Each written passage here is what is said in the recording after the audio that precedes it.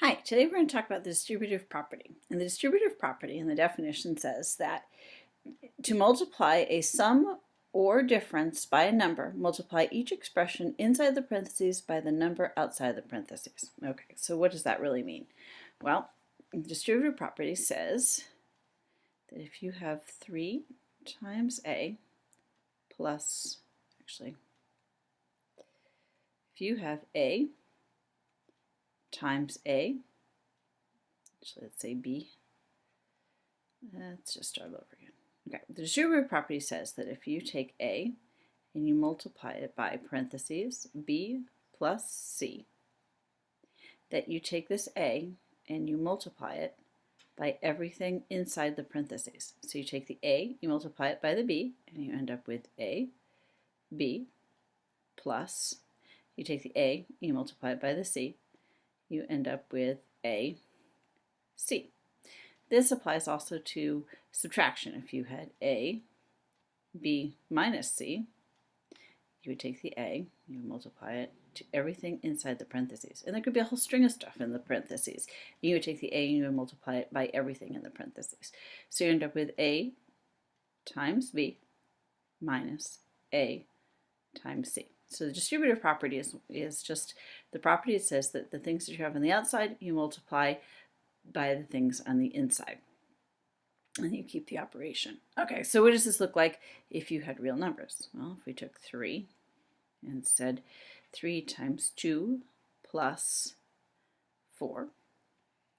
So there's two ways we can think about this. Normally by our PEMDAS, parentheses, exponents, multiplication, division, addition, and subtraction, you would do the thing inside the parentheses first. Well, 2 plus 4 is 6 times 3, times 3 is 18.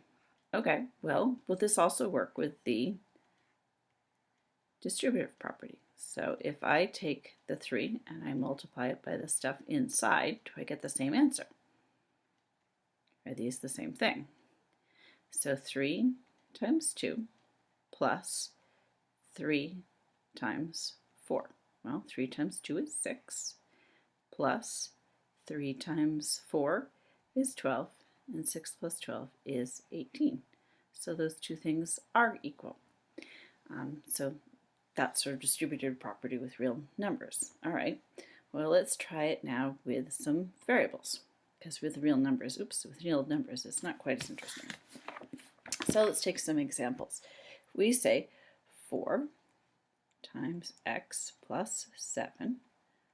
We take the 4 and we distribute it to the things inside the parentheses. So 4 times x is 4x plus 4 times 7 is 28. And that would be your answer.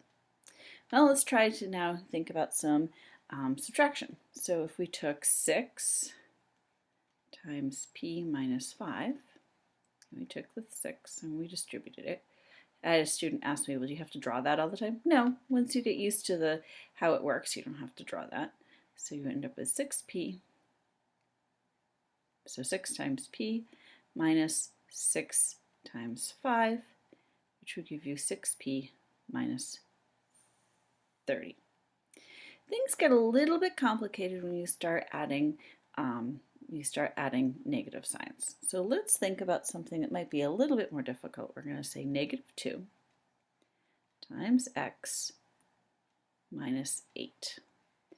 And we're going to think of this negative as actually, we're going to switch the signs in there. We're going to say negative 2 times x plus a negative 8. Because really the only hard part about this distributive property is making sure that you keep your signs straight.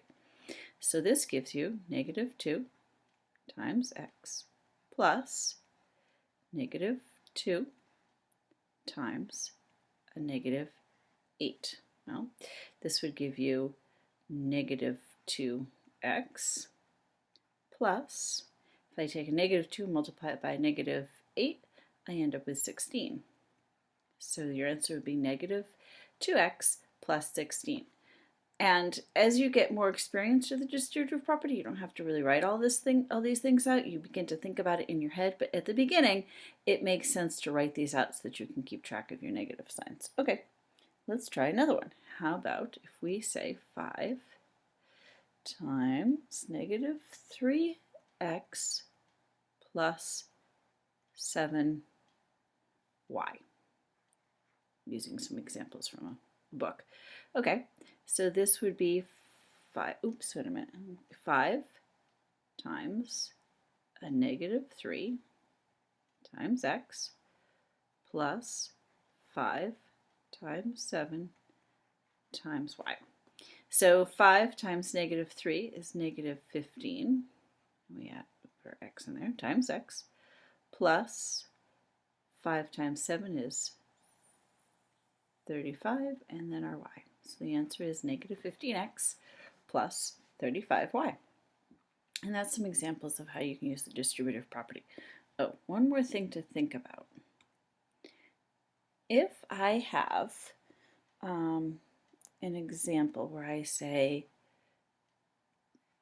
x plus 3, and then I put a 2 on this side.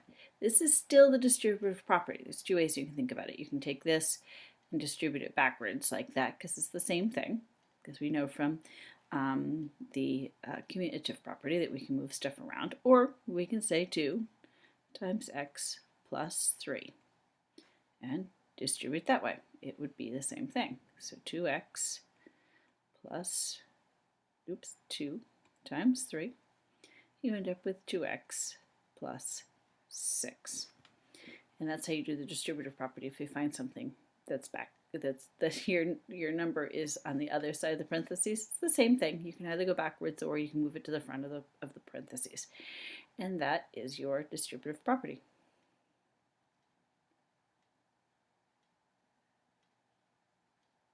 Okay, let's try some examples. And these are sort of the got it's. We're going to say, I want you to try 6 times a plus 4.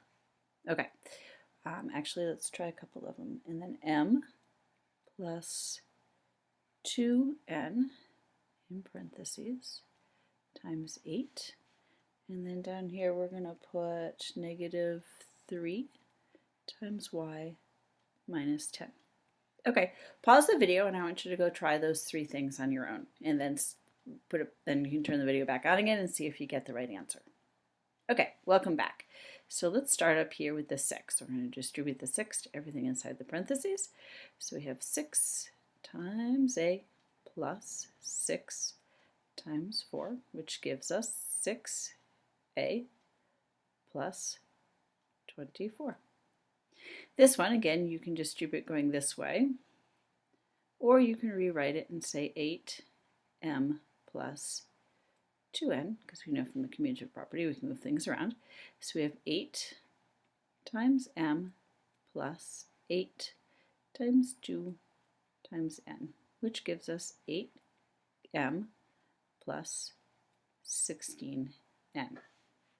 Okay, here's the tricky one. So we're going to rewrite this again as saying negative 3, 8 plus a negative 10, because really that's what you're doing, right? When you subtract, you're adding the negative. So now we're going to distribute. So we take negative 3 times y plus a negative 3 times a negative 10.